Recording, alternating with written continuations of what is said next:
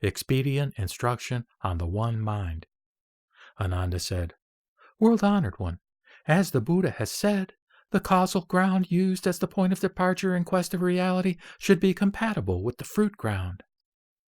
World-honored one, though realization of the fruit ground is called by 7 different names, Bodhi, Nirvana, the Absolute, Buddha nature, immaculate knowledge, immaterial Tathagata store, and the great mirror wisdom, it is pure, clean, and perfect, and its substance does not change, like the royal diamond, which is permanent and indestructible.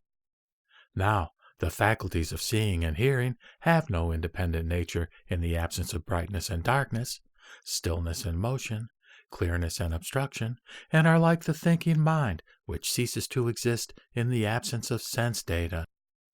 How can they be used as the point of departure in the search for the Tathagata's 7 permanent fruits?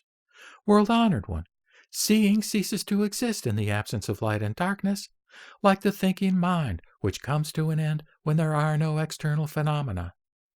As I look into all this, I search in vain for my mind and its objects. What then should I set up as the cause of my quest of supreme Bodhi?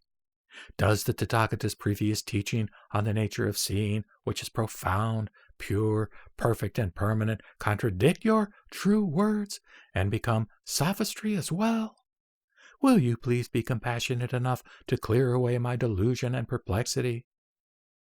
The Buddha said, You have widened your knowledge by hearing, but have failed to get out of the stream of transmigration completely. Though you know the cause of your upset, yet when you find yourself in the presence of that cause, you fail to recognize it. Lest your trustfulness remain incomplete, I will now do something to clear away your doubt and suspicion. The Buddha then ordered Rahula to ring the bell and asked Ananda, Do you hear it? Ananda and the others in the assembly replied that they did. When the bell was no more heard, the Buddha asked again, Do you still hear it? They all replied that they did not. Rahula again rang the bell, and the Buddha asked, Do you hear it? They replied that they did. The Buddha then asked Ananda, What do you mean by hearing and not hearing? Ananda and the others replied, If the bell is rung, we call it hearing, and when the sound and its echo stop, we call it not hearing. The Buddha again ordered Rahula to ring the bell and asked Ananda, Is there any sound? Ananda and the others replied that there was a sound of the bell.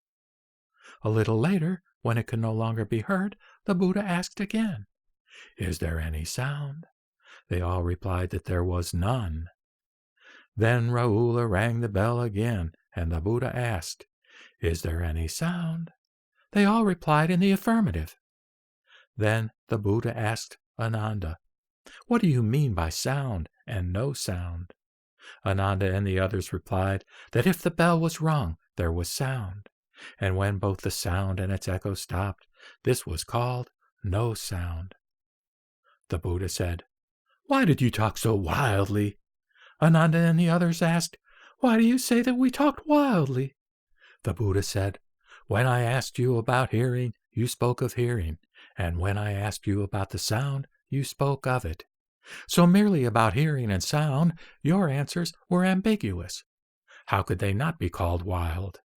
Ananda, when both the sound and its echo ceased, you said there was no hearing. If there really was no hearing, its nature would have died and would be like a withered log. But when the bell was rung again, how did you hear it? Existence and non-existence concern only the sound which may be present or not. But how can the nature of your hearing follow your discriminations to exist or not? If it really ceased, who then knew there was no sound? Therefore, Ananda, in your hearing, the sound may exist or not, but this does not mean that the sound, whether heard or not, can cause your hearing to exist or not. In your delusion, you mistake the sound for your hearing, and so regard the permanent as transient.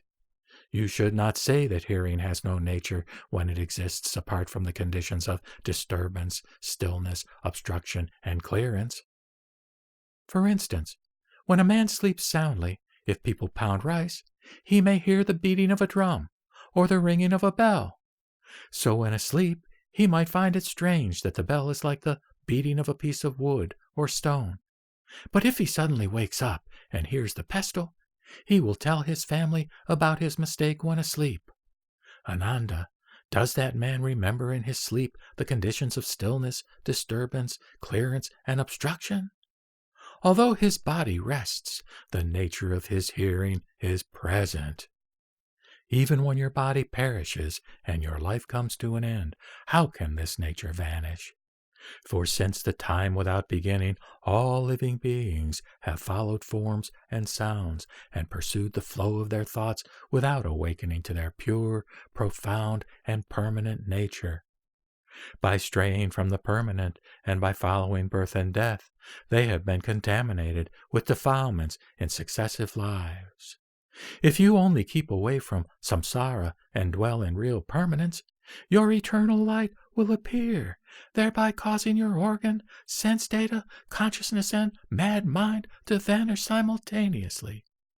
The objects of your thinking process are polluting dust, and the feelings that arise from your consciousness are impurities. If both are kept away, your Dharma eye will appear pure and bright instantly.